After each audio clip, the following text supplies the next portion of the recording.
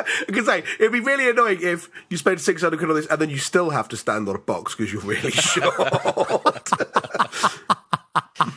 I was anticipating a question like this because you are, if nothing else, fairly predictable.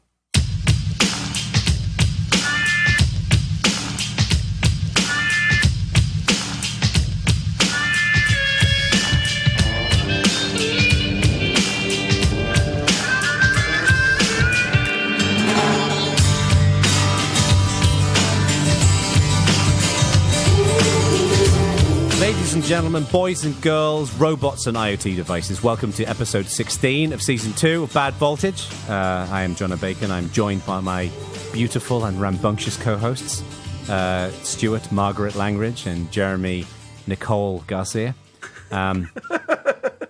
Nicole, really? I don't know. I was just on the moment. A kind of fine ad lib there, sir. Kudos. I do try, and you can probably tell. So what are we going to be talking about in the show? Well, one of the things we're going to be talking about is my review of the Jarvis Bamboo adjustable height standing desk. And a decent question came up on our forum about the idea of using AI to build robots and war devices and whether AI is taking our jobs and so on and so forth. And we're going to take the last 6,000 years of political history, discussions about how AI is going to affect humankind, boil it all down into a 20-minute discussion and come out at the far end with the answer. Not all of that is the truth.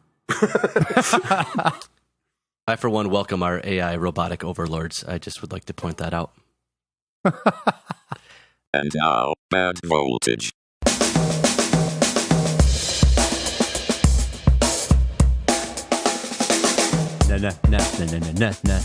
News. I was trying to be inventive with the intro to this, so that's all I add. Sorry. To be clear here, no. there will be no jingles. That's just not happening. Right. So you're not wowed with my jingle? I am not. Wow me with some I am news, in fact Mr. Langridge. not wowed. This is my I've never been wowed unwowed with my face. jingle. Yeah, I am the opposite of wowed. Right. So news.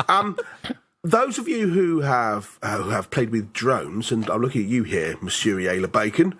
Have you tried using drones from DJI?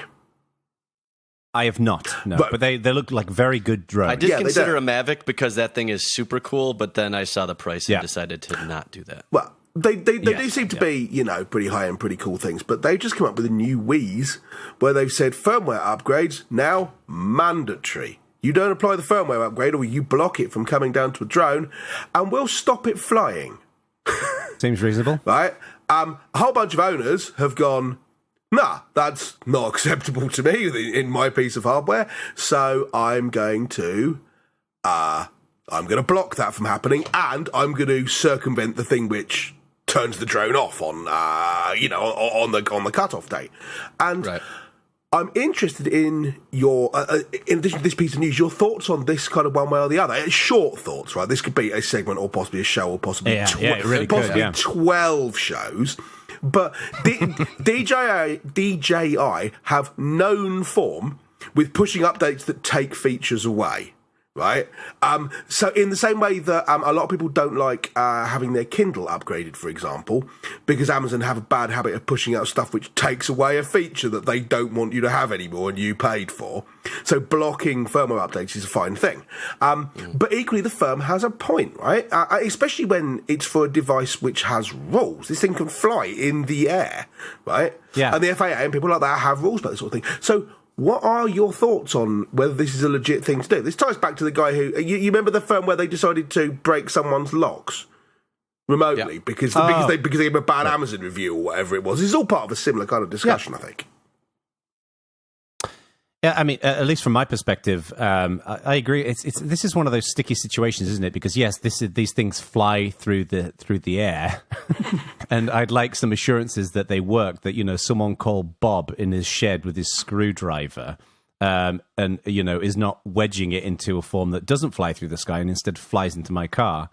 But on the other side of things, technical freedom. I'm of the view here that this is one of those vote with your wallet kind of situations. Yeah. There's loads of drones out there where, you know, like the whole DIY drones community where people can build their own drones.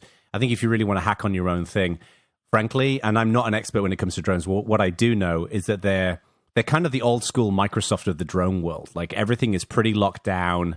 They have proprietary features throughout all of this. And I think if you want your own homebrew drone, get another one. It would be my take. Yeah, I mean, it's interesting because they also required you to now create an account, didn't they? As part of this? As I understand it, yeah. It's not clear to me whether... I think people have worked around that, but it's not clear to me whether that's actually a workaround or whether you don't strictly need an account, but they try and suggest that you do, and I don't know which it is. Right. Yeah. I mean, the one time I could see forcing a firmware update on something like a drone, and this would be as a one-time policy, not as a change of policy, is if, let's say, the FAA made new rules where drones couldn't do a specific thing and it would be illegal to do so. I could see them saying, like, after a certain date, we'll be in trouble if this doesn't... our drones are breaking this law, whatever. It needs to be done by a certain date. I could maybe see that. Like geofencing. Geofencing around the White House, that kind of stuff I can imagine. Aside from that, I just can't see a reason to compel firmware updates. I can see that kind of argument. The problem is that I'm sure they haven't just gone, we need to push this because we think it's important to our bottom line.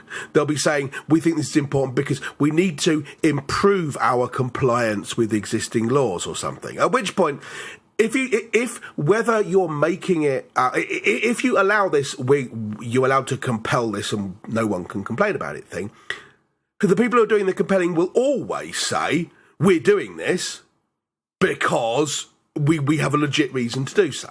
And you can't argue against it because you're not allowed to reverse engineer the firmware. You're not allowed to check what it does. And you got... I think this is definitely one of those things where, I mean, I think if you look at I would argue that drones are still, where they are right now, they're still very much like, you know, that whole, what's it called? That curve, the Laffer curve? Talking about the Christensen adoption curve? The adoption curve thing. Clayton Christensen? Right, yeah. The technology adoption curve thing, right? I would crossing the chasm one. Right. Yeah. I would argue that drones are still very much like, they're not a mainstream thing. Yeah. I mean, yes, there's like little consumer drones that you can buy from Best Buy that kids play with, but real drones. So I imagine a significant chunk of that market is enthusiasts. So it's people who are very much using them for a very specific purpose. So to me, like, this is one of those perfect vote with your feet kind of situations. Like, if I imagine, like, to me, the notion of pushing out firmware updates to serve the general demand for your product makes sense, right? You know, you have a general demographic of people who are using your thing. But so long as those firmware updates are only in terms of like the core pieces, like Jeremy was saying around like legal regulation, whatever, to me, that's fine. If they're just using that as a means to arbitrarily push crap out, like this is one of the things that irritates me about the PlayStation 4, for example, is you can't use it unless you get a system update. Yeah. Right? It won't, the network features will not switch on unless you get a system update. And sometimes you don't necessarily want... There's been cases in the past where people don't want the features that are in that system update. Right. So, but this is the thing. Part of the issue in my mind is that I would agree if, as Jeremy says, if they need to push something out for to meet a legal requirement or something, fine, no problem. But every single firm who has downloadable updates has so comprehensively pissed in that particular waterhole by using it to push out stuff that they want and that you don't. And everyone's guilty of this, right? No one asked for a free U2 album, but suddenly it was there, right? that's a particularly bad case. Yeah, but it's all part of the same thing, you know. I think it's an interesting example in that it includes the psychology of what it is, because you would think, as a marketing person, I'm guessing, they thought, well, for you too, even if you don't listen to it, who cares? And look at how spectacularly that blew up. But anyway. Yeah, absolutely. But the sense that you're removing people's agency was, I think, that apart from just, you know, let's have a go at Apple because lol, right? There was, I think there was a real sense that people had that they were losing that sense of control agency, that this was their thing, you know, the actualization of their digital self, and suddenly someone rammed an album they didn't want into it. Right. And this is kind of, I'm not sure people feel quite as invested in their drone as they do in the phone that they spend 18 hours every day looking at it. But what do I know? If I spent $2,000 on a drone, probably I'd feel invested in it. I don't know. You know, from the, you know, I was considering at one point going to work at 3DR, who at the time made drones. I don't think they're in the drone business anymore in terms of making their own drones. I think they're mainly working on like services. One thing that blew me away was like how hardcore the drone community is. Yeah. Those people are pretty intense. And it's cool because it's like the early days of open source. People were really into kind of building neat technology. So I can understand why people would be understandably kind of pissed off about this. But yeah, I mean, shall we move on? Yes, yeah. We can fill in more detail about DJI if people want to know it, but this is definitely a topic I great. think. Head to the forum, community.badvoltage.org, and we want to know what you think, because this is definitely could be not even a segment, a whole show, I think. So yeah, I'm sure there'll be some discussion around this. So I'll do the next one here, and it's I am sure everyone has heard, and Google has announced Android O, and O stands for Oreo. Now, that in and of itself is not interesting. There's new releases all the time. The one thing I found kind of interesting when I looked through the feature list here is the number one thing they touted was 2 times faster. The second thing they touted was background limits. Now, these are 2 things that they've been touting every version. So it's interesting that we're reaching a point now where the main features are things that are not new in any way, really. The one then picture-in-picture was the third thing they mentioned, which I think Samsung's had for years. But the one thing that I think might be a big deal if they can deliver on it, and now remember they promised this once before and it totally did not happen, but Project Treble, which is basically what they're doing is a modular architecture where there's a HAL below, and so theoretically and major Android updates should be very easy for all hardware manufacturers to roll out. Whether that happens, we'll see. Yeah, my immediate reaction was I don't care about Android O because I'll have to go and buy a brand new phone after it comes out to get it because no one's going to let me upgrade to it, right? Of course not. Don't be ridiculous. Anyone, by the way, who's listening to this going, you should be running lineage OS, fuck off. So I haven't gotten O yet on my Nexus. Have you got it on your Pixel yet? Yeah, I haven't yet, no. I haven't had O for ages, if I'm honest. I'm sorry, carry on. Oh, wow. Boy. Okay, that was a little insight. Perhaps a little bit too much of an insight. But... has anyone actually got an upgrade? You would think the Pixel would. They said it was rolling out today, so I don't... Yeah, I think they're probably... I mean, I found that with previous updates, they've been pretty good. I'm on my 3rd Pixel right now. And they've generally been pretty good rolling out. But yeah, I mean, I think it's interesting to me because, we talked in a previous show about some of the features going into Android O and how it was more focused on kind of performance and battery life and stuff like that, which are fundamentally kind of boring things. Like, everybody moans about battery life and everyone wants it, but it's not what you want to see as the new feature announcement, right? Yeah, hey, more battery life. People want like the new Wizzy stuff, but I'm really glad that they're doing this. Like, we need this kind of stuff. Yes. I'm happy that they're because Android is getting a little bit bloaty, but this is why people should buy phones with stock Android or as close to stock Android like the Moto G5, whatever it is, because you'll get it quicker. If you've got a Samsung, don't care what they say about making it easier to roll it out. It's going to take months before you get that. So. I guess I disagree with obviously most handset manufacturers here because this is not what they're doing. But I would like one whole iteration, one generation of phones that is nothing but fixing the little things. Much better battery life. The little niggles that get you every single day. I don't want a bunch of new whiz-bang features. I want a phone I can take for the weekend and use the whole weekend. They are And no one sees that as I don't want to be yet thinner. I don't need a thinner phone. Eventually, phones are going to be like a slit of paper. I don't need that. Phones are fine with the thickness that they are. I want a phone that is just more usable, generally speaking. They are firmly convinced that it won't work. I mean, it's not like they haven't thought of this. It's that if they were to bring out a phone which was as thick as phones were 2 years ago, which were fine, to be clear, but you got all of that extra space and just filled it with battery so I could charge my phone today and it would last today and tomorrow, so I never had to plug my phone in during the day ever, they seem convinced no one would buy this thing. They do. It's like, I can't buy a phone the size of the iPhone 5. There just aren't any on the market at all. And it's the most, I could buy the iPhone SE. That's it. No one else wants to make one. It feels so underserved. The It's so thing that I frustrating. like, my one complaint with the Nexus 6P is that it's too big. All phones too big. Literally all. It's interesting. It's interesting because I was under the assumption, because as you both know, I like big phones. I was under the assumption that big phones were the exception to the rule. No. That most people like smaller phones. There seems to be a trend in that area, and I wonder what it is. I suspect that part of the reason I'll tell you what the trend is, Mr. fucking Tickle. It's you and your massive-handed friends have stormed in and gone, what we want is a phone the size of a fucking dinner plate, and now that's all there is on the market. It's really annoying. Well, I'm sure that you and Donald Trump can cry yourself to sleep. We can. What phone is he? I mean, he tweets all the time, so he must have a little phone. What is it?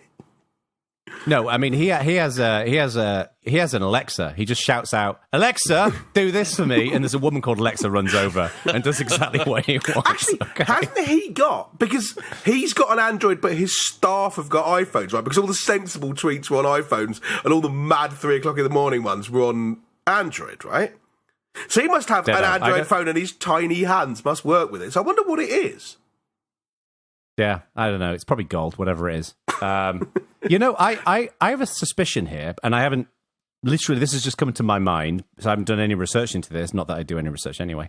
I wonder whether the reason why people are doing this is because people don't want to have a separate tablet and a phone. So what they're ended up doing is buying a bigger phone where you can watch Netflix and Amazon Prime or whatever else, because the screen is big enough and it feels reasonable. Because I think they're buying bigger phones because if you want a flagship phone, you literally don't have a choice but to buy a bigger phone. Yeah. But there's got to be but the reason why manufacturers are doing this has got to be because they've seen market demand in certain areas. No, I don't believe manufacturers seen are just Apple thinking, and Samsung do it and refuse to do something different, would be my guess. Yeah. I'm guessing that what's happened is there's been when people look at the sales figures, the bigger phones are going up significantly and the smaller phones are kind of flatlining. Yeah, because the bigger phones are the Samsung Galaxy and the iPhone. Yeah. This is a self-fulfilling prophecy, right? Which account for like 90% of all smartphones. That's 90%. What's the smallest Galaxy? What's the smallest Galaxy you can get? I mean, heck, I've got one here, right? This is my old Galaxy S5, right? Yeah, but they're on S8. Right, I know, but do you guys consider this a big phone? The S5? By today's standards, no, I would like a phone that size. That's smaller than most of the phones on the market, and still larger than I personally would like it. So you want I've seen the size of your hands. How is it that you want a phone that small? Like, you don't have Donald Trump hands. You've got normal hands, Langridge. I think the S5 was actually, I had that phone. It was a good size. So this is a good size. I want an iPhone 5 is what I want. I'll be honest with you, part of the reason why I wanted the S5 is because it was big. So this is my point. But now, that's exactly the point. You bought that as a big phone, right? And now it's smaller than most of the stuff on the market. It's not even flagship. I'm not kidding. If you want a phone the size of the iPhone 5, there is not one to buy. It's not like there is not one which is the latest model of flagship phone. There aren't any. Unless you buy it from some no-name, never heard of them at all manufacturer, and it's got a 240 by 360 resolution screen. I want a flagship phone that's just 2 inches shorter than yours. That's all I want, and battery. Why don't you like the big phone? Is it because your pockets aren't big enough, or what is it? Do me a favour, right? If you hold your phone in your hand right now, right here I am holding my phone in my hand. My Pixel of the S5. Whichever. Can you actually reach the top corner if you hold your phone in one hand? Yes. You can reach the far corner. No. Yeah. I have to I have to sort of tilt my phone sideways in my hand and sort of balance it and then reach over it just in order to reach the far corner. I have to kind of like bend my fingers and tilt the phone a little bit to get there. Right, so yeah, my thumb's not that long. Why precisely do you want a thing which you decide to sit in one hand where you can't reach it all with one hand? Why do you want this? It's stupid. I'll tell you what. It's like buying a pencil which is 6 feet long. You can't use it and then going, no, but it's fine because I've got this 6 foot long pencil. I'll just use both hands for it. It's like, here's an idea, get a normal length pencil. All right, listen, numpty, right? This is the situation, okay? I can reach it. I just have to bend my finger a little bit. The benefit that I get is I have a nice big screen, so I don't have to squint when I'm looking at it. if I want to watch a video, it's a decent size. It's not like watching a 1995 multimedia video on a Windows PC. Okay, you have to bend your finger a little bit, right? I mean, it's not that. This may be because I've got smaller hands than a lot of people, but if it was just bending, it's more that I've got to actually kind of balance it a bit. It's weird. It's not a... That's your new nickname. It is, right? He's cool. That guy's cool, Littlefinger. Right? I mean, don't say anything. I'm just near the end of season 2, so don't say anything about season 2. All right, Grandad, go for it. Sorry, I was doing important humanitarian work while you were sat on your ass watching Game of Thrones. Yeah, right. Okay? So this is Jono Bacon just watching season 2 of Game of Thrones with his Samsung Galaxy S5. Okay. Yeah. Also, I noticed I did not have an S5 because that is a large phone. I had an S3. Right. Exactly. Okay. So, correction. All right. Let's move on. So I have a bit of news as well to share. So it was recently announced that Chris Wanstrath, who is the CEO of GitHub, is going to be stepping down. Now, he's not leaving the company. He's going to be moving on to do other stuff inside the company. And also, on a related note, they had a new guy start there who is the SVP of technology, who is owning engineering, support, security, and product. This guy called Jason Warner, who Ak and I both used to work with at Canonical. Jason Warner's SVP of GitHub, really? Yeah. Wow, nice one, Jason. Congratulations. And Jason is a solid dude. He's a really great guy. He is. And I didn't spend a huge amount of time with Chris, but from what I can tell, Chris is awesome as well. Like Chris Wanstrath is, I get the impression, I don't know why things are moving around at GitHub. I'm guessing part of the reason for this is, look, the company's frankly growing up, right? There's, the company's growing. They've got higher and higher revenue targets to hit and all that kind of stuff. And this is normal in companies to move things around. I imagine it's pretty difficult when you're a CEO to make that transition. But I know there's been some other moves on the GitHub executive team. Nicole Sanchez, who ran the social impact team, she moved out and she's gone back to consulting. A couple of other people have left. So, yeah, changes are afoot at GitHub. When you say they're growing up, you mean getting all boring and enterprise, right? Yeah. Right, that's what I thought. Off to GitLab then, people. The one thing I'm excited about this is when I have spoken to Chris in the past, one of the things I like about him is that he's a genuine geek, right? Like he's a programmer and he enjoys writing code and he cares about the product. So the idea of him going back to that kind of stuff, I think is good. In the same way that you get people who found companies, and obviously GitHub was founded by 3 people, but when people found companies and then they're thrust into a CEO position and they're having to deal with, balance sheets and staffing issues and all that kind of stuff that they don't enjoy, when they then go back to doing the stuff that turned them on about what they were doing, I always like to see that. Like, it reminds me of at Canonical, it's not a CEO thing, but Scott James Remnant and Colin Watson, who were like legendary hackers, they became managers. Like, this is when I joined the management team at Canonical, running the foundations team and the desktop team. Yeah, and they're about to step down.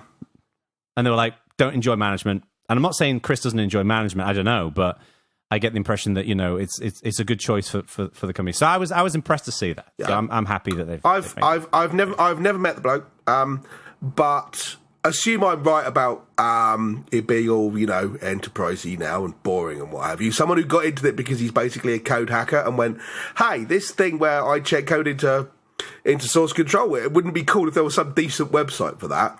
And he's now someone who has to think, okay, how can we best maximize our revenue targets for the next quarter? I can see why he's thinking, you know what, maybe don't care about that as much anymore.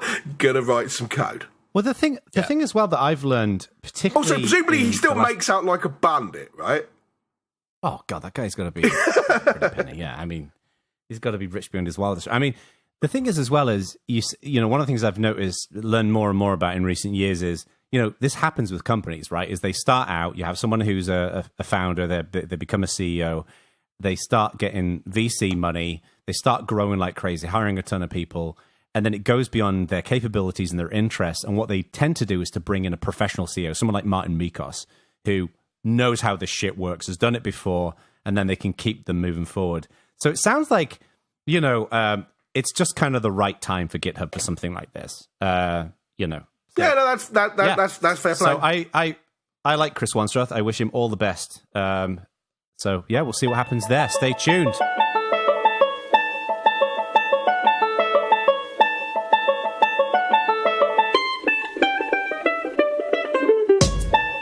Between Linux questions, Datadog, consulting, bad voltage, opensource.com, Linux Fund, and the other online activities I partake in, I'm in my office a lot.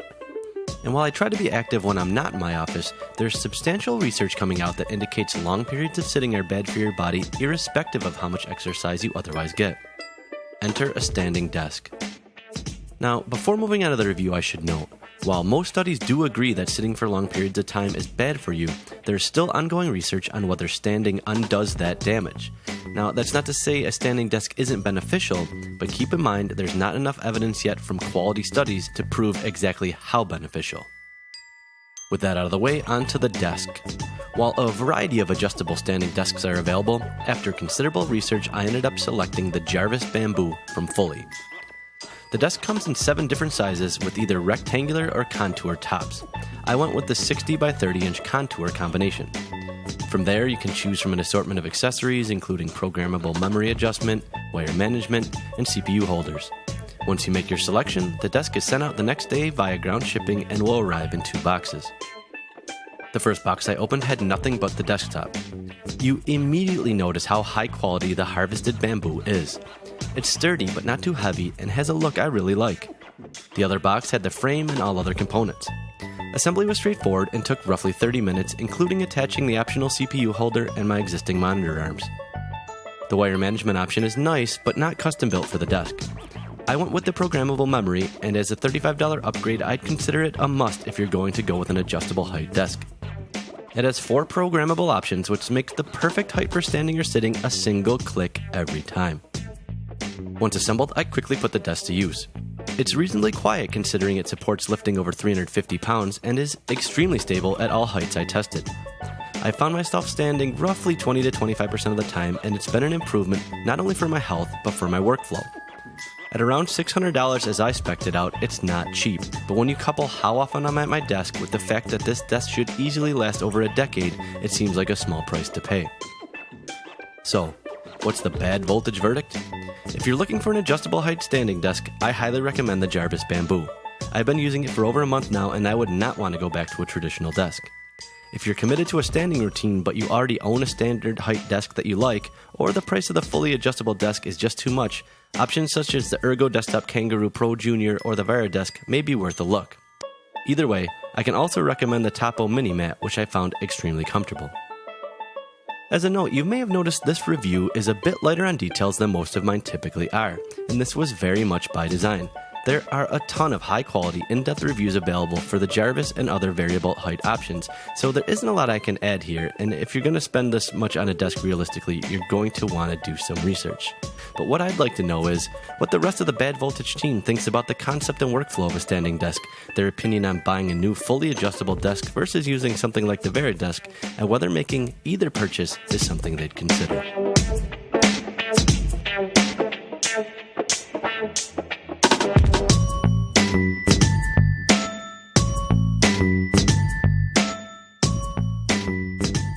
Interesting. I don't know about you, Ak. I think you primarily are a sitter. I don't think you do standing desk, do you? No, I have tried in the past, but I think they're a pointless waste of time and money. So, well, people say sitting is the new smoking, so why not just stick with smoking? Right? Stick with that old smoking. This is the problem. This is the problem with bloody giving up smoking. That now I've got to sit instead. I currently use an extremely cheap standing desk. It's basically just it's a single, set position thing, and I basically have to move my laptop and everything when I'm sitting down. The only thing I'd seen previously was the VariDesk, right? Which looks quite cool, but I always worry. I've never actually seen someone move it up and down, but it looks like everything would fall off if you did that. The thing I like about this is that it stays in the same position, right? And it just goes up and down. It's not like you're moving it backwards and forwards to get into the different positions, right? No, I mean, everything's mounted. The CPU's mounted right in as part of the underneath the desktop. And then my laptop, 2 monitors, everything else is here. So even the mic, I mean, I could put it up right now and it would just go up. So it's... Yeah, right. I'm like I said, I'm more impressed than I anticipated being. A question for you. I'm sure if someone were to say, so did you get the variable height one and everything because of all the detailed ergonomic studies? You could go, yeah, absolutely, and quote a bunch of those studies and so on. But did you basically get it because it's quite a cool toy where you could like press the button and watch it go bzzz? It's the button, isn't it, that you bought it for? It is quite cool, I will admit. It's the button. It's the I button. knew it. Okay. because it did occur to me that that your thing is cool, right? But it's $600. What you could do instead of this is just buy a box, stand on the box, and then go to jack in the box 300 times for the same amount of money. The And then ease never at stand which again. you can go from sitting to standing means that I have done so legitimately every single day since I bought the desk. So if I had to do what Jono had to do and move stuff around, what I would do instead is not do it. But Yes, this is, it's a good point. I press one. Yeah. So when you get it, you set it up. So now 1 is sitting for me, 2 is standing, and it still has up and down arrows, so I can do that as well. And I have 3 other ones if I chose to. You know, you can sit on a ball, or some people do that weird, looks like a little horse thing, so it's balanced. The little bendy chair thing. Yeah, with you if I kneel was going on, to do that, I could make that 3, whatever it is. But Don't be because that it is guy. dead simple, and I only had to measure it once, I do it every day. Now, I don't know how to ask this without sounding like a horrible bastard, but for people who are of a normal height, does it go high enough? That maybe makes you a horrible bastard, yes. I believe they don't recommend you buy it if you're taller than 6'7". It's what, sorry? I believe they don't recommend you buy it if you're taller than 6'7". Oh, so if that's also an abnormal height. Yes. So if you're like 6 foot sort of size, it sounds like it's going to be high enough. I can say, it'd be really annoying if you spend 600 quid on this and then you still have to stand on a box because you're really short. I was anticipating a question like this because you are, if nothing else, fairly predictable. Now I'm not good with dimensions, right? But if you just in terms of like generally how much stuff you can fit in here. So could you fit, for example, 2 fairly big monitors side by side, your keyboard, your mouse, other bits and pieces? Like, is it big enough for that kind of stuff? So I have a laptop, a speaker, 2 fairly large monitors on monitor arms, and this mic all on it. And I bought the middle one. Oh, wow. 60 by 30. They also make a 72 by 30 as well that you could probably legitimately fit 4 monitors and a laptop on if they weren't bigger than 30-ish. Wow. Yeah. Cool. Because I'm actually when we move house, I'm going to need to buy a standing desk. So this might be a good option. Yeah. Although it is bloody expensive. I thought the very desks were expensive, and so they're $400. that's the thing, though. If you look at that, what's it, about $400? Yeah. And you have to manually it's plunk about $400. something up and out. So once you spend 4, the jump to 6 just isn't high. And I think this is way, way, way nicer. I think that's and the base price for your one is about $450, I think, and then so if you get the smallest rectangle all the one wire with no management accessories, stuff and all that, if you get the smallest rectangle one with no accessories, is $400. Going contour added about 80. Going to the middle size added, I think, another 60. The CPU holder, I think, was 50. The wire management was like 30, and the programmable memory was about 35. Yeah, Programmable memory. What's that? So the default one just has an up and down arrow. So you can, you can lower it to 23 inches off the ground. You can raise it to almost 49 inches off the ground. The programmable one, you get the buttons where you can set. Oh, you definitely want that, right? Because Because like I said, then you measure it once. I mean, the display, at least on the one that I bought, has exactly how tall it is. So I guess you could remember both and manually hit it, but no. Which is so much easier, just program it to go standing place, sitting place, wherever. Yes. I don't know whether there are people out there where people share a desk, but that would be even more useful. But if 2 people shared a desk, you could have 1, 2 be 1 person and 3, 4. Yeah. If 10 people share a desk, then no, you'd have to adjust it. But like I said, it's still manually adjustable in 1/10 of an inch increments. Yeah. So, which I'm absolutely fine, I think. And I think the key point about, yes, it's really expensive, but to my mind, the expensive thing is going from spending $60 on a desk to spending $400 on a desk. Once you've done that, going the extra leap to if you've already decided instead of buying, I'll spend 10 desks money on the one desk because it's important to me, then spending 12 desks money It's not. It's like buying a phone, right? You think to yourself, yeah, I'll spend £600-700 on a phone because I spend 12 hours a day looking at it every day for my whole life. Right.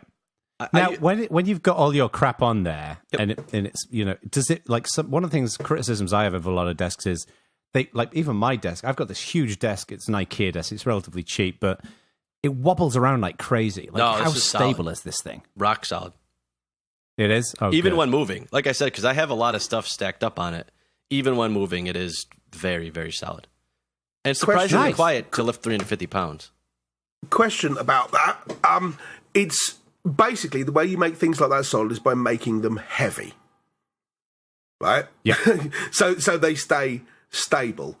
What's it like if you've got to get it up 3 flights of stairs and then build it or whatever? Or does it arrive as a finished piece, at which point, how do you get it into a flat? If you would have read the review, you would know that it comes in 2 boxes, one with just the desktop. So that box, to be fair, if you buy the largest one, is going to be 72 inches long, which is a fairly large box. The bamboo top is somewhat heavy, but for how big of a single piece of wood that it is, I carried it up the stairs by myself. So, I mean, it wasn't too bad. Oh, they're fine. Yeah. Okay. The metal frame is pretty heavy, and I would not want to move it upstairs assembled, but even after assembled, you could just zip the frame off and carry it in pieces. Oh, okay. So that's not actually that big a deal. Cool, okay. I like how you can spend $29 and get a pencil tray underneath So some of the add-ons are a little goofy, I will concede. I did, to be honest with you, think that was a bit off. And, I mean, locking casters, that's wheels, right? Yes. Who the hell has a desk with all their stuff on it which moves up and down automatically and rolls about the floor? So I did not buy the casters. I guess if you wanted to easy wheel it around, you could. That would mean unplugging everything or having very long cords everywhere. So I don't know. I didn't get that. It's not like, I can imagine there are desks where you'd want to be able to roll them around the place, no problem, but not desks with a computer on, because they're still going to be plugged into the wall the whole time, right? It's not like it's a crash cart. I didn't understand I guess you could zip a UPS into the top underneath, or under the bottom underneath the desk, and then unplug it, wheel it around, replug it back in. I wouldn't, but that's the stupidest thing. Or just go with nothing but laptops. I tell you what, man, it looks nice. What happens when the magic button breaks? Hopefully, when the magic button breaks, you are within your warranty period and you get a new desk. Do you know what your warranty period is? 7 years. Oh, that's fine then. Goodness. Right. Well, yeah. Okay. No, so that's what I mean. For something this expensive, sometimes you buy something really expensive and you think, I don't understand why that cost that much money.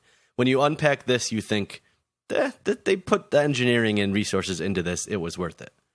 It looks and feels premium. And do you have the contour one or the rectangle one? Contour. Right. Cool. Because I sit at it, I don't know why you would want the rectangle one. Aside from A, it comes in way more sizes, and B, it's $80 cheaper. Right. And to be honest with you, paying $80 extra for them to cut a curved bit out of your desk seems a bit rich to me. Call me picky, but I don't know. Maybe they did a whole bunch of complicated things, but as far as I can tell, the contour desk is just the uncontoured one where they cut a smile out the front of it. That's it. But they nicely beveled it as well. But yeah, as somebody who is suffering through a house remodel right now, I now know that any kind of fabrication and labor basically costs loads of money. Yes. So that's why the reason why, irrespective of the fact that you are going to be getting less wood. That's a weird thing to say in the context of that conversation.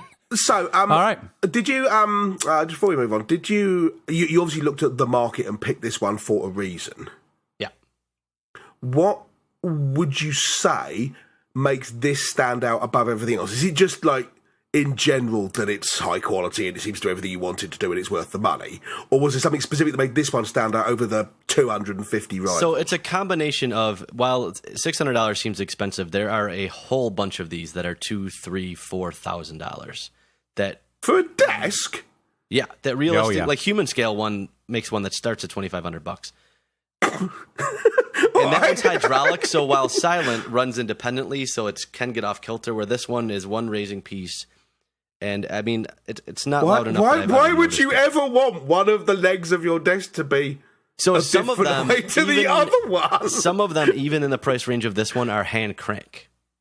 Yeah, so those I've seen. What they've managed to do is build a high-quality desk that is cheaper than the competition in most ways, but still better. And it's just, I think they got a bunch of the small things correct. But I mean, they're by far leading the market right now in this segment, so it's not a surprise that I picked this one. I mean, many offices, especially startup offices I go to, have this desk. Both co-working spaces by my house have this desk. I mean, it's a desk I see everywhere. One of the things I dig about this as well is, because I'm glad we're doing this, because I think I'm going to buy one of these as well for when we move, is that I sit down and work, I stand up and work, but there's also a scenario where I'm, for example, recording music and I have a guitar, and then, because either of those two heights, the height isn't right, and I end up getting cramp in my hand. Right. So, I like the fact that you can have these different settings, and obviously, it would be good for people who are sharing a desk, right? So, if Erica wants to use it, her standing height is obviously more like yours, Jeremy. So, sorry, I couldn't resist it. It's okay. Yeah. Don't worry. It's okay. You're a person as well.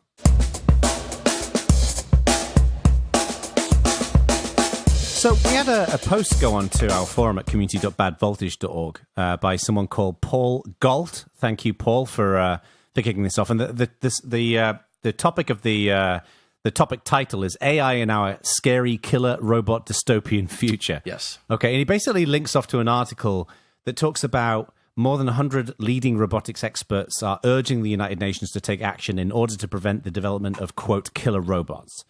So one of these people is billionaire Elon Musk, who is warning of a, quote, third revolution in warfare. So essentially these people are, these experts, 116 of these experts, are actually calling for a ban on the use of AI in managing weaponry. Now, there's a couple of things that I think are interesting in this. One is where, the discussion around kind of the purpose of AI in weaponry and warfare and all the rest of it, and whether that's something you can limit in some kind of way. But then it also leads on to the further question of all this, like a lot of people are worried about kind of like artificial intelligence and autonomy and things like that taking over people's jobs, and what seemingly seems like benefits in one way actually having a negative outcome more broadly. So what do you guys think? Big question. About which aspect of that massively broad multi-question question?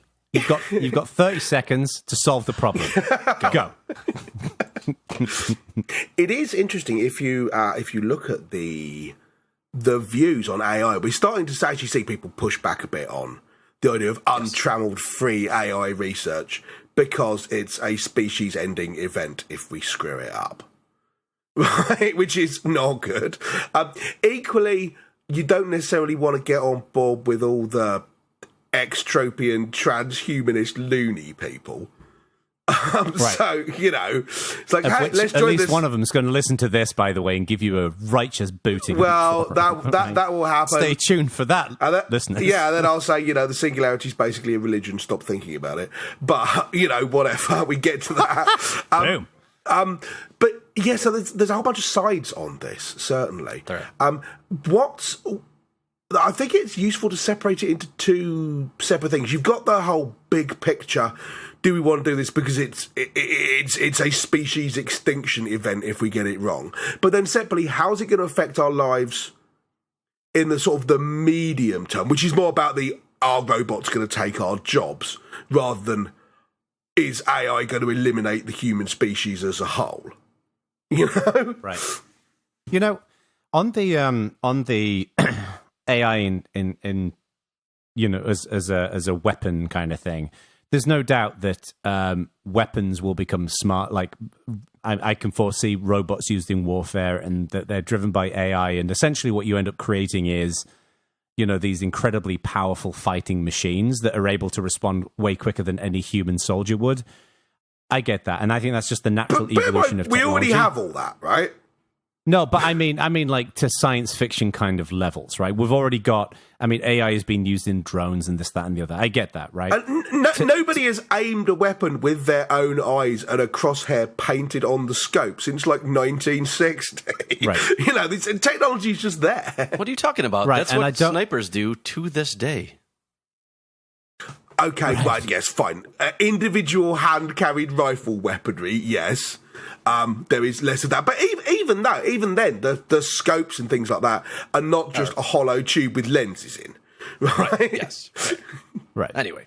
But the thing that worries me more about this is the increasing dependence on technology and weaponry and the risk of people hacking it. That's what worries me more, is that, yes, I don't deny the fact that if you intellectually take AI to the ultimate conclusion, then the AI becomes smarter, more capable than the human, and then it can turn against the human. I get that. That's the Terminator 2 kind of scenario.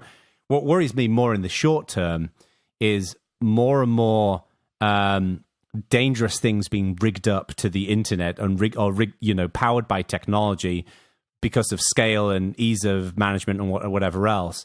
And with a seemingly growing trend in government-sponsored cybercrime, that's the thing that worries me more in the short term. So you're less worried. You're more worried that this thing gets built and then it gets misused by people perverting its original purpose, rather than being worried about the purpose that it's built for itself being a problem.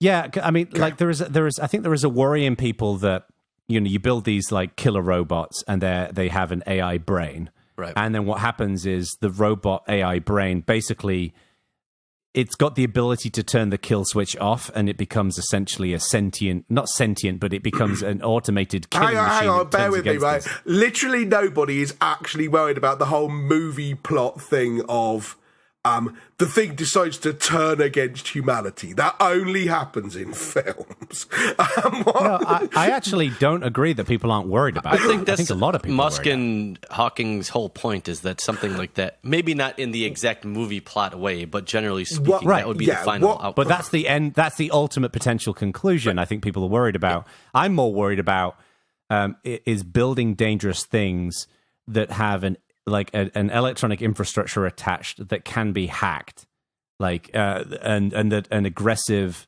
This is essentially Here's the thing I don't necessarily scenario, understand about right? building dangerous things that could be misused has happened for the entirety of humanity. This is not new. Nothing about this is new. Not one thing, of course, in my opinion. But the ability to access those things across a network, I would argue, is new. Right? Yeah, you can take a gun today and go out and murder someone. You can go and misuse that weapon. But if you have something, it's kind of the same thing about such as nuclear power stations, right? I'm sure that there are many risks attached to somebody in Russia or China attacking a nuclear power station in another country. Bear with me. So your worry here is not actually about super high-tech AI controllable space-age sci-fi weaponry. It's about the IoT-ification of everything. If someone went, oh, we're gonna connect this thing up to the internet like we do with all our bloody light bulbs and everything, but they did that to hand grenades, you'd be just as unhappy about it. Yeah, I mean, which is a legitimate concern. Absolutely. Right. That's why I say it's, in my mind, that's the shorter term worry. But I mean, we've had remotely controlled drones with high-powered weaponry for many, many years. So I still don't think it's a new problem to today. No, it's a new problem to our lifetime. I agree, but I imagine that right now those instances, and I have no idea if this is the case. I'm just guessing.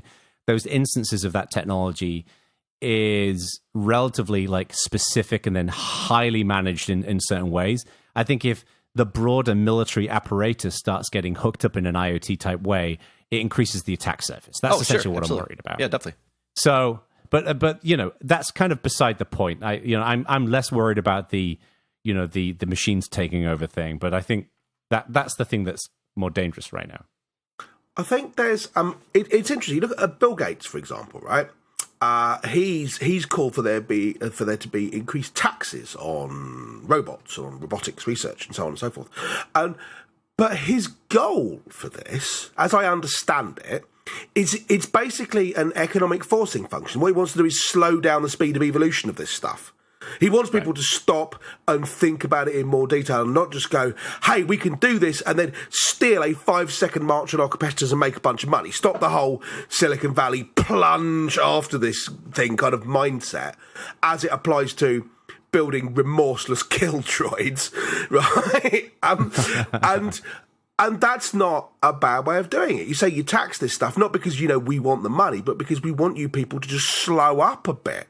Do you think he would have felt that way about taxing computers in the 80s and going into the 90s? It does seem alarmingly hypocritical if someone were to sit back, if someone were to have said this in 1983 about, he's like, I want a computer on every desktop. It's like, are we sure that's a good idea? What we should do is tax the shit out of it to stop people doing it. They'd be like, it's standing in the way of innovation, right? Now, he also wanted to tax email, so I'm suspicious of anything he says lately because it turns out he got lucky once, and other than that, is almost definitely wrong. Again, the whole tax email thing, it's an idea. It's not just a nutty idea. The point was that sending an email would cost you 0.0004. In my opinion, staving off progress is always a poor strategy because it never works ever.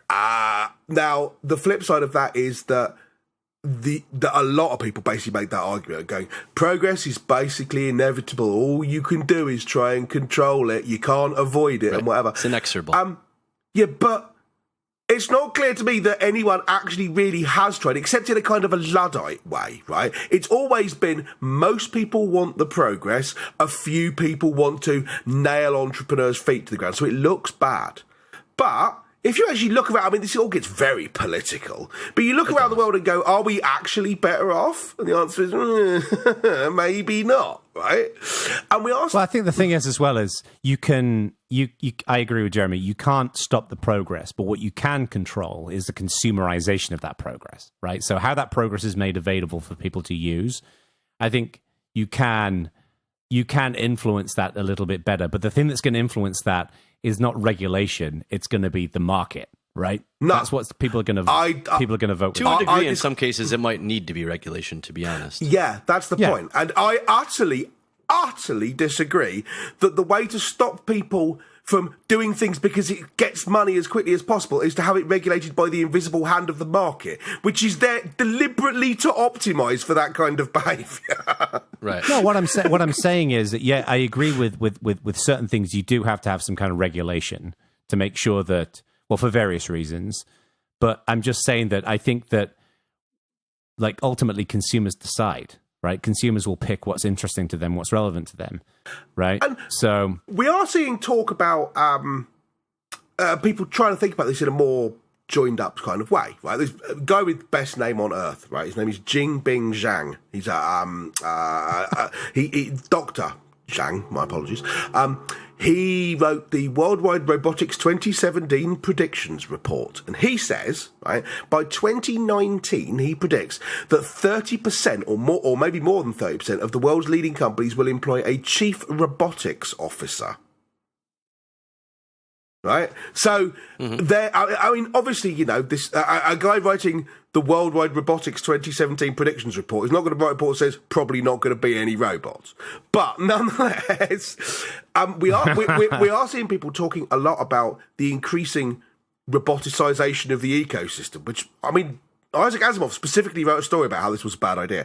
But ignoring that, we are seeing increasingly more of that kind of thing happening, and people saying, well, how do we deal with that? What do we do? So, moving on then to that, I know this segment's already bouncing around, but it's a big topic. It is. About, the notion of automation taking people's jobs. Again, talking about, the inevitability of progress. There's no doubt in my mind that that's going to happen in certain situations. Have you guys ever seen that video of how the Amazon warehouse works? Yeah. No. I'll post this on the forum. It is fascinating to see. It's they've got these little yellow robots that basically move shelves around and then, basically do all of the work of procuring so an order comes in and they basically go and get the items in a shelf and they bring it to someone who will then pull it out and put it into a box. So there's they've basically optimized instead of having somebody on, a golf cart running around a huge warehouse to go and find all the different pieces, it actually brings these pieces to the person. So they've optimized different bits of that supply chain. And I get that, right? stuff like that is just going to happen, right? Because companies are going to see it's not so much necessarily about replacing people in many ways. It's going to be more about it's just going to be faster, right? You're just going to end up doing a better job. Like Amazon probably couldn't do their 2-day shipping or their Amazon Prime shipping if they didn't have those kinds of robots in place, because they probably couldn't hire enough people who would work fast enough to do that. So that to me not is sure I happen. agree, but I take your point that kind of increasing using robots to do. This can sound tautologist, but using robots to do the sorts of jobs that robots can do has been a common thing for years. I mean, when I first got out of university, right? When you loaded files and they'd been retired to tape, what actually happened was down in the basement, a tape robot, which was on little rails, rolled backwards and forwards, and literally a robot arm pulled a backup tape out of the big box of backup tapes and then wheeled over and plugged it into a drive so your file could be recalled from tape, right? And, I mean, the reason I remember this is because the robot apparently one day made a break for freedom by jumping its rails and attempting to flee the basement, right? Johnny 5 is precisely, right? But that was in the last millennium. I mean, admittedly, it was only 2 years before the end of the millennium, but that's not the point. It was in this 1998. That was 20 years ago, and this is just an increased example of that, right? So, I have I was to say it's a half-baked theory. It's more like a quarter-baked theory. Okay? Literally raw theory here from Jono Bacon. It is. It's only just a theory. Let's be honest about this. So, when I was at school, and you get to the end of your GCSEs, which you have to do in England, people can leave school, I think, at the age of 16, if I remember right? So. People go on, they go to do their A-levels or they go to university after that or whatever else. A lot of people will drop out because they're just not motivated by school. And a lot of the people who I went to school with would end up working in a McDonald's or they'd work at a KFC or they'd do like some kind of manual labor. They'd be like moving boxes in a warehouse or something along those lines. But it was very much manual labor. I wonder if one of the outcomes of this, as we see more and more automation, is that the baseline jobs in society are going to have to be a bit more towards the knowledge work type thing. So if all of the basically the manual labor stuff is going to be replaced by robots, I wonder whether just people, I think, adapt to survive if the baseline for survival is going to be instead more like data entry or something that's going to be more involved using a computer or whatever else. But where essentially, the baseline for what is the minimum job is actually going to be a little bit higher. So there's a broader societal benefit because those baseline skills may be more applicable in lots of other ways, as opposed to just, I'm a person with arms who can pick stuff up and move it from one place to the other. I disagree with almost all of that. Goodness. Jeremy, go first. I don't know. And to be clear, I don't know whether I agree with this. It's just an idea. I think the current trend is already proving you wrong, because one of the biggest industries hurt by robots so far has been lawyers. So yeah. But I think machines, Really? if you look at this, I'm a big fan of Hang on, before you go on, why is that? I'm curious.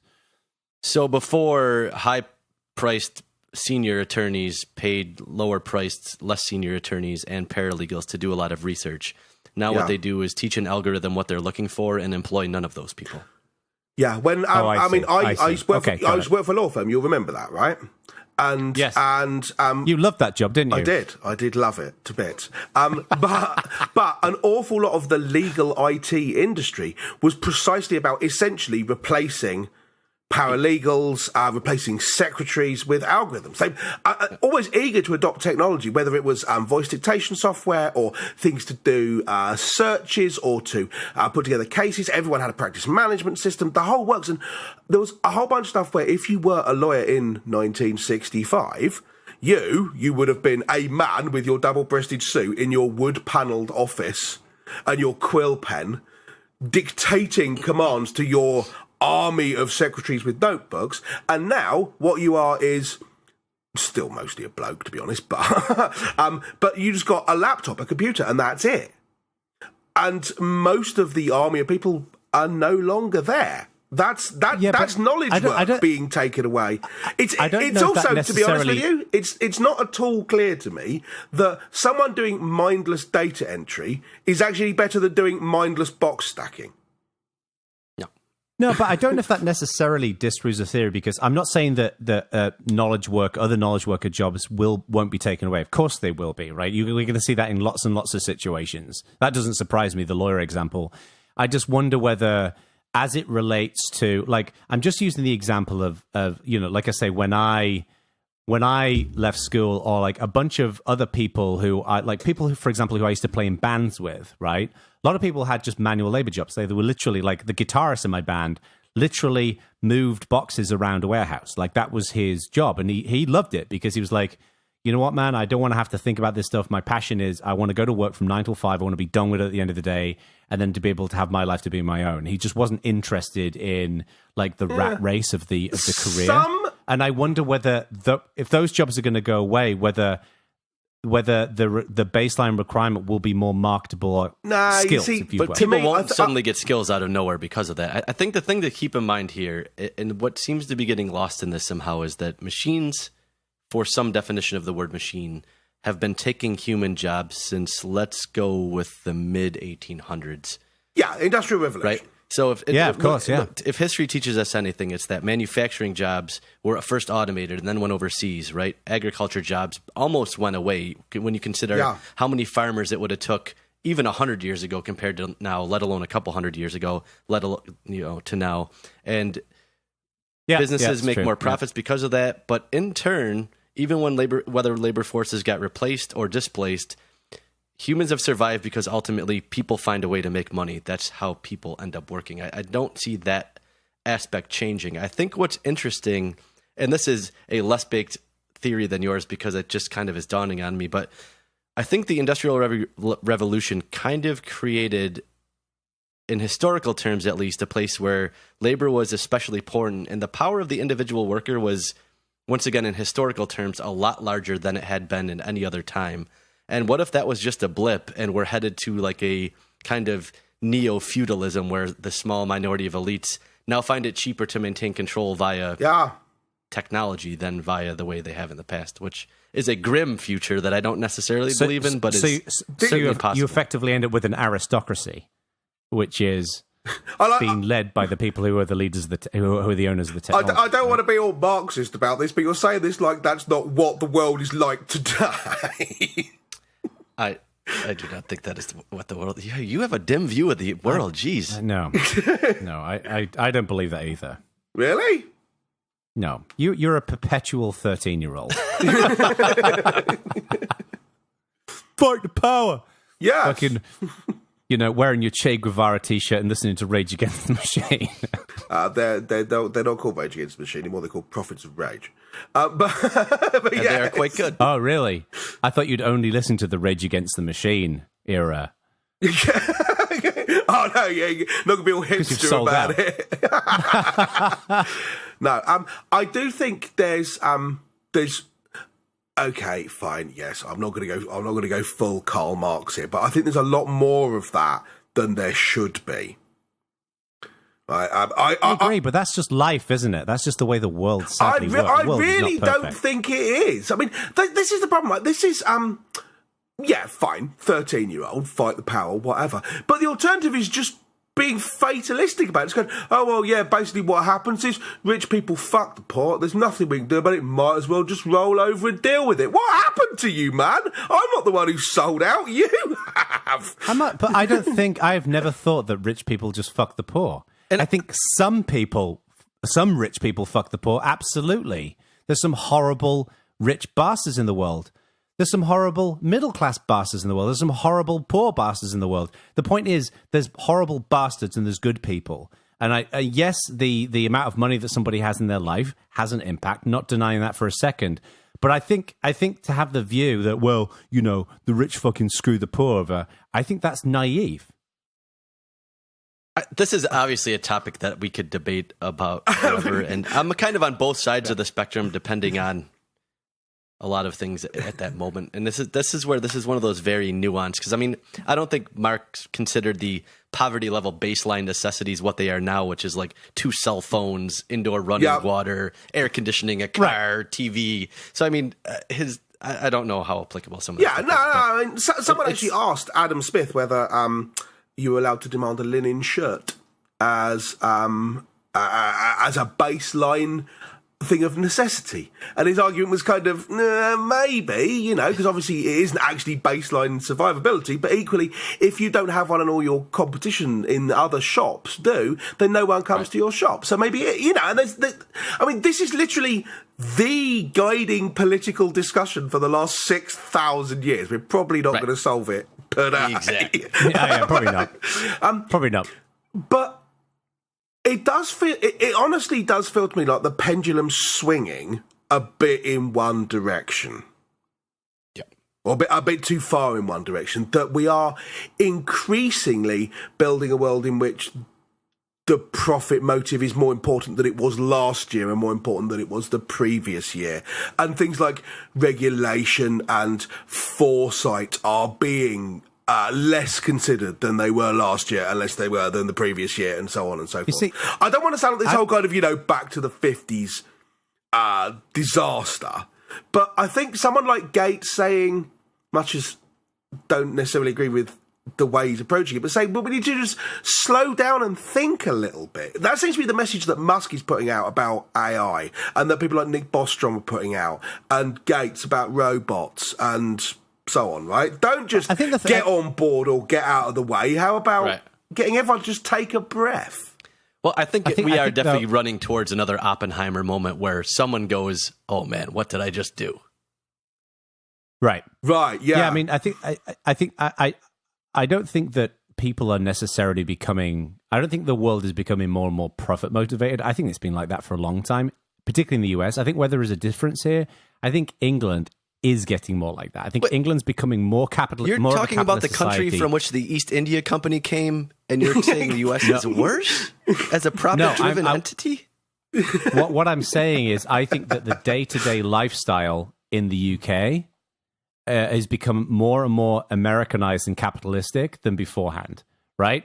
I when I go to the England, I experience England in I can see the big difference culturally because I only go there every 6 or 8 months, right? And one of the things that I've noticed is that England has become, I would argue, it feels more and more American than I've ever seen it before. It's become more and more of a capitalist society, from what I can tell. I think you're mistaking materialistic with capitalistic. Maybe. I mean, I think people are becoming more materialistic. And maybe consumerist. Right, consumerist, yeah. But I would argue that, because, I mean, consumerism is an effect of capitalism, right? I mean, you kind of get that in many ways, or in some sense. I don't know. I'm not an expert in this, but yeah, I mean, I don't think things have changed that significantly. But I agree that, I think what is changing is people now are more and more aware of the role of government in their lives, and I think that's becoming as they should be. And I think now people are starting to think of what is the role of government and regulation and stuff like that with these kinds of technologies. And I think we're starting to see for the first time technologies that evolve, right? Traditionally you'd get a technology, you go out and buy a phone and it would just get smaller, get faster, whatever else. But obviously with AI, it's kind of that kind of self-improving kind of thing. And I think that just obviously freaks people out.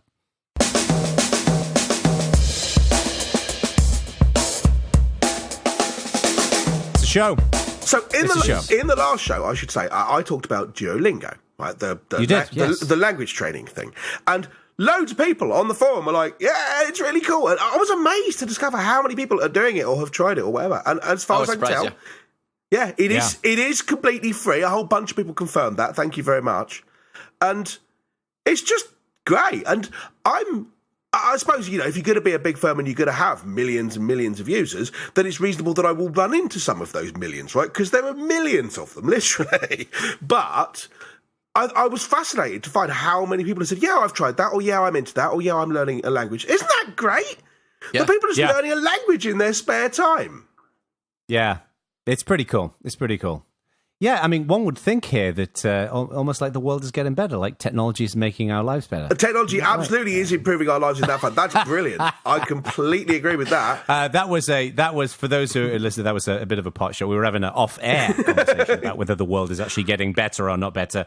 And Captain Grumpy Pants in England is of the view that the world is not getting better. So, yes, good stuff. Duolingo. I should learn language at some point. Well, just seriously pick up this thing and spend 5 minutes a day. I honestly don't think you drop out the far end of this being like fluent or anything. But I think it will give you the kind of level I've got of French, say, where I can walk into a hotel and order a room or buy dinner in a restaurant or have a vague conversation with someone on a bus. The sort of thing you learn at school, basically. It lets you do that just in 5 minutes per day. It's fab. So you could go and learn German and go to a cafeteria. For God's sake! Did we share this story on air? I can't remember if we did. It might have also been an off-air conversation. I don't remember. We talked about it during the show, definitely. I feel like we should share this story, Jeremy. All right. I'll leave the floor to you. Go ahead with this. All right. So we were... the three of us went to Oktoberfest with a wonderful guy called Taurus Baylog, who flew us all out there to do Bad Voltage in Fulda in Germany. So before Fulda, we went to Oktoberfest. We had a particularly heavyweight session at Oktoberfest, woke up the following day, little hungover, went to go and grab some coffee and some breakfast. We went into this German place. Bad day at Black Rock that morning. It wasn't even the worst morning of the trip. No, Jeremy Garcia. It wasn't the morning when I honestly thought Jeremy was going to die that day.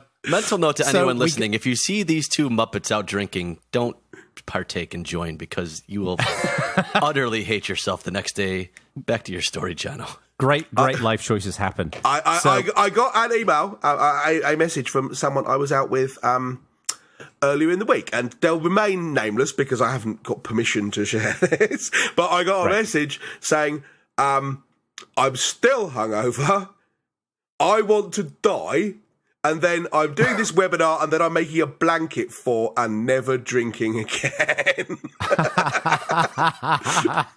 I can believe it. And I'm like, sorry, I was fine. No problem. I knew it was going to be a week like that when I literally stepped off the plane from San Francisco, and Jan from was it Jan from Red Hat? Was Jan Wildeberg? Like Jan and Ak. This is where you walk into the airport, and they both, as I walked out, they handed me a beer as I walked out. Anyway, so Mr. Langridge here was actually quite impressing all of us with his German, and he was like just kicking off conversations with various people and ordering food and all the rest of it. I'm very, very impressed. We go into this little cafe, and this quite attractive lady who was working behind the counter starts kicking off a conversation with him, and he starts talking in German, and clearly he's impressing her. And we were impressed. We're like, yeah, look at that. Look, his German is pretty good. And then she launched into she recited the last 6 seasons of Game of Thrones in German or something. And watching him shrink and shrivel into I have to say though, you did seem to save it pretty well. Like you did seem to save yourself. But that was it was kind of the issue here is obviously that there's a basic level of competence where you sound like you're stumbling through the language, and then if you go a little bit above that, people just think, oh, you're fine then, you just speak German. I'm like, no, that's not how it is, right? And I'm sitting there in this place getting abuse off these people, off these two, because apparently my German gets better when I'm talking to attractive women in cafes, which is not the truth. It's not that it gets better, it's that it gets an order of magnitude better. No, it doesn't. But it also gets more animated as well. It was like an interpretive dance mixed with talking. That I'll grant you. But yes, it's not for us to mock. Like, I don't know German, and I was very impressed with you. I'm not sure if that's because I don't speak German. So yeah, I was totally knackered by her assuming that I could actually speak fluent German, and then I'm like, okay, great, thanks. So yeah, good stuff. So yeah, people go and learn it. I also want to have a bit of a shout out to Warren Hill and Old Geek on the forum. I posted about this on the forum, but we have these trust levels in Discourse where as you just participate more, you go up these levels. And we only have 2 community members in the highest trust level there. And that's Warren Hill and Old Geek. And they've anyone who's been on the forum will know who these 2 folks are. So thank you, Warren Hill and Old Geek, for all of your service to the forum. And particularly Warren Hill recently for doing a little bit of moderating. So, yep, it's good to see lots of activity happening there. Yep. Anything thanks. else? No, we're good. I think we're done, aren't we? Well, good stuff to do, man. Chop, chop. Yeah, I got to go and get some lunch. So, all right, folks.